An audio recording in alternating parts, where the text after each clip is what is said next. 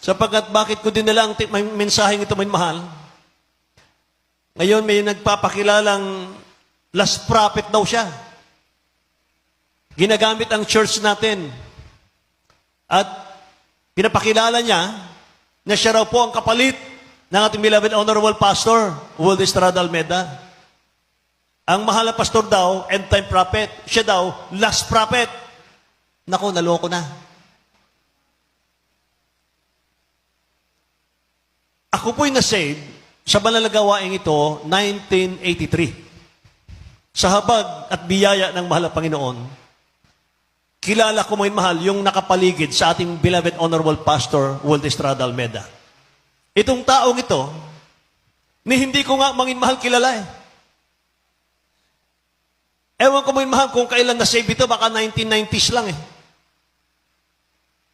Tapos, mga minamahal, ang sabi niya, siya raw ay alalay ng beloved Honorable Pastor.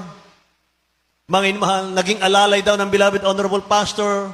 Naging preacher daw ng Jesus Miracle Crusade. Nako, maniwala kayo sa akin, mga inmahal. Dito, mga inmahal, kung di ako nagkakamali, wala pang 1,000 ang member nandito na po yung balingkod. Pero wala akong nakita, mga inmahal, na taong katulad nito. At kilala niyo po yun, mga inmahal, sapagkat may mga nagme-message sa akin, ng mga kapatid, ang tanong nila, anong masasabi mo rito, beloved ordained preacher? Nagkaroon tuloy sila ng confusion, mga minamahal, na nagpapakilalang ordained preacher daw ng Jesus Miracle Crusade. At siya raw ang hahalili sa ating beloved Honorable Pastor. Nananaginip ng gising.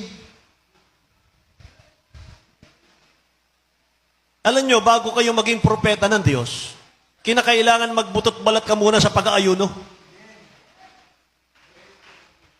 Patayin mo muna yung sarili mo, may mahal sa pag-aayuno. Amen? Kaya nga ating beloved Honorable Pastor, may mahal, tinaguri ang the end-time prophet of God. Dahil, mga minamahal, nag-ayuno ng 40 araw, hindi lang once, maraming beses.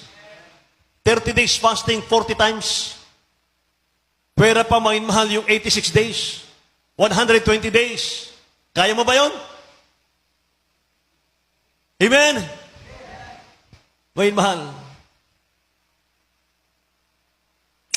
Kawawang tao ito, mahal. Kaya, hindi ko na babanggitin yung pangalan niya, mga kapatid. Kilala niyo yun, mahal. May nagpakilala ron eh. Ginagamit ng church natin